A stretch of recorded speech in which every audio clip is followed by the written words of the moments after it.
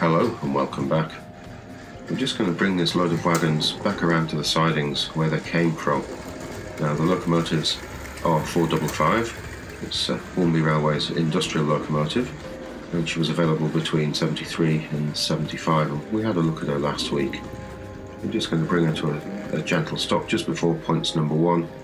We're going to take the wagons back into the sidings and leave them there. There we go. Nice and smoothly away, and we'll just use that uncoupling ramp just to unhook the load. Excellent, and away we go. And off through points 1, we'll switch those, and then we'll back her up and go just beyond points number 18. There we go, we'll switch those and number 17 so we can get her up onto the turntable. And then we'll rotate anti-clockwise and we'll get her turned around and we'll put her back in the engine shed. Now back in February, David Atkins put up a couple of great videos concerning changing the wheels on some of his old Triang stock so he could get much better running on his layout. Now in the second of the 2 videos he put up, he featured his King George pulling a rake of 7 of these old blood and custard coaches, and how each time he changed the wheels he got such an improvement in performance. And it just nagged me that would my King George pull 7 of these old Triang coaches up with the old wheels on? And the answer is, well, yes, it sort of does. You can see all that wheel slip there, and she just gets some traction there and away she goes. Now she does have the old traction magnets in there, so we've got Magnadhesion helping on this steel track. But it's just that little bit slippery as she gets into that second radius curve at the top of the incline. It's not really the incline, I think, which causes the problem. It's the extra friction as she goes into that second radius curve. So we'll come around and we'll have another go. We're going to pick up a bit more speed here. Look at that, storming into that third radius curve and then charging up the incline. And it's a tremendous noise, isn't it? All of those plastic wheels on that steel track. And a much better attempt, but we can see those wheels are still spinning a little, but a bit of an improvement with the extra run up, I think. Storming down the incline now, just listen to this noise. That is those precision made Triang wheels, lovely plastic ones. And around we come again, and we'll see if we can have one more go here with this. And again, powering up again into the third radius curve, storming round now. Look at that, running like a bullet up the incline, and better again with that extra power, but we're still getting some wheel slip. So I thought I'd change locomotives here and put on the old blue Coronation and see how we do with it. So we'll just bring her down again, and there we have the old blue Coronation coming around now. Again, effortless on the level here, storming into the old third radius curve again, and seemingly quite effortless up the incline there. And look at that, hardly any wheel slip, if any, into that second radius curve up there. There's always going to be a little slip as one of those wheels goes around the curves there, because we've got 2 different sizes of rails, haven't we? As we go around, one of the wheels is going to slip a little. Now off we go again, storming round under the elevated section, and it is just a tremendous noise these coaches make on the steel track as they're bouncing over all the points. And again, off we go, and we'll have another climb, and we've backed off the power. And look at that, effortlessly pulling up there. Just look at it into that second radius curve. I think that's excellent, much more grip. Now this model doesn't have the plated wheels, it just has steel tyres, and I think the steel tyres give it that edge on the steel track. It gets much more grip. I think that's all it is really. Storming down there, and off we go again under the old elevated section, and we'll storm past the station through the points and the diamond crossings again. Doesn't it look wonderful? And the sound, I just can't get over the sound. And there we go again. We just storm up there, doesn't look terrific, just like it should. Running like a rocket round the layout. And then I had a reply to one of the comments I had made to David on YouTube, and he told me he'd been using his Hornby J94 to pull his rake of 7 of these maroon and cream coaches around his layout. So I gave this a go. I've got the old diesel shunter. She does have the old Magnadhesion, and as we can see, it presents absolutely no problem at all. Got the old incline here with these 7 coaches with all of those plastic wheels. I was quite surprised, I have to say, but it was quite a nice surprise all the same. Look at that, storming down the incline there, those little wheels just charging around, and she holds the weight of it back as well. Again, that Magnesian stopping it being pushed down the old incline there. So we'll just bring her around the layout and we'll see if we can get her to climb up again. And again, the noise is terrific, isn't it, with those wheels on the track. I just love it.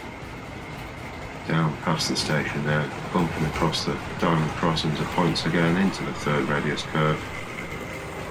And we'll bring her up the incline here, and I think we'll bring her gently to a rest and have a look at the models briefly. So if we just uncouple these, we'll see just how free running or not those coaches are. There we go. See, they haven't exactly charged away down the hill, have they? That's thanks to Triang's very irregular plastic wheels, I think. If I just give this a push, let's have a look. It's not exactly free running, is it? So I think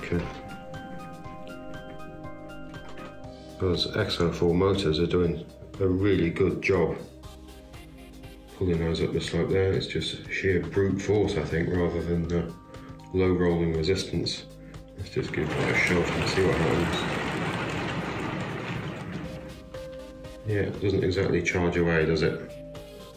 So I'll just bring these back up and we'll let go of them. And it's not exactly rolling off, is it?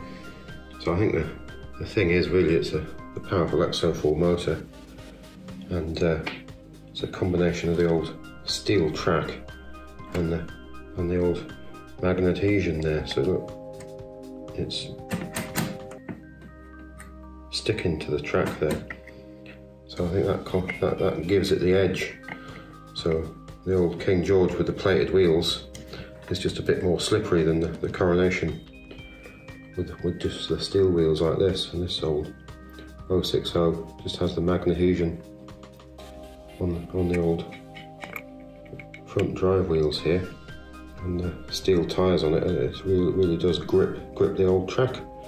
So just brute force, I think. Whilst those plated wheels do look quite nice, and they are very easy to clean, I think this gives it, in the toy train world, a bit of an advantage, I think. So this rake of maroon coaches is just a rough old bunch, really. We've got a restaurant car here with the old Mark III couplings, and then we've got a brake here, which is a slightly later one. It's got bow ends. The rest of these coaches have flat ends on them, and this one has the Mark III. They've all got sleeved wheels with metal axles. And here we've got one with Mark II couplings, bit of a soldering iron damage in the old roof there, and we've got another brake there. I think we have another brake here with a very shiny roof. It's like a mirror, that one. And then we have the old coach, sort of passenger composite coach here, and then finishing off with another one there, right at the very end. So it is a bit of a mixed bag. We'll just have a swift look at the old wheels to see what condition they're in. You can see they're not all super clean either, so they are a mixed bag. And they're very bruised and battered, but I did give them a little bit of oil on the old axles, and some of them don't spin quite as freely as others, so that improvements could be made if we really wanted to, but I don't think I'm going to be running a rake quite that long on a regular basis. So I've got a nicer set of these tucked away, but these ones were just easy to hand to give a go. So they could be a bit cleaner, couldn't they, these wheels, reduce the rolling resistance a little more. I still think that was a good effort there. There we've got the old two Coronations together. I was lucky enough to have this one given to me as a gift for Christmas last year. I'm very, very pleased with it. But we can clearly see here that the blue one just has the steel tired wheels, and this later one has the plated wheels, which I think sends it into wheel slip that a little bit earlier. The steel tyres have a bit more grip on the track. Both models have the Magnadhesion and they do stick to the track, but it's just a slipperier surface on these wheels. Let's just have a swift look at that. So I think that's just what causes the wheel slip. It's still a very powerful model, but I think the old steel tyres have it in the pulling stakes, I think. So I suppose if you were on nickel track, that's quite slippery as well, and with the old plated wheels as well, that's adding to the slip. And of course the old Magnesian is of no help at all on nickel track. Trying Railways first developed Magnadhesion back in the late 50s for their TT range, and they introduced it to the 00 range in 1961, although it didn't show in the catalogue till 62. It was very simple really, that they just situated a magnet between the drive wheels, and that just helped it stick to the track as we see here. But it wasn't an entirely new idea. Lionel of America had been playing with it since the early 50s in their models, but those models being so much bigger, I think they situated the magnet actually within the axle to give the effect, and they call it magnetraction. So a very simple idea, and it gave a great benefit, not only of extra pulling power, but I believe as if you throw your toy trains into a curve very quickly, it also sticks to the track. So yet another benefit of it. So we'll just pick that up and plonk it on this piece of nickel track here, and you'll see that it has absolutely no effect whatsoever there, lifts straight off. I'll plonk it back on here and get it back on the track. You see we've got a nice contact there, so that's going to give us more pulling power. I think that's probably about it for this week. I'm going to leave you with page 6 from the 1962 catalogue, the first year that they featured Magnadhesion. Thanks a lot for watching. Goodbye now.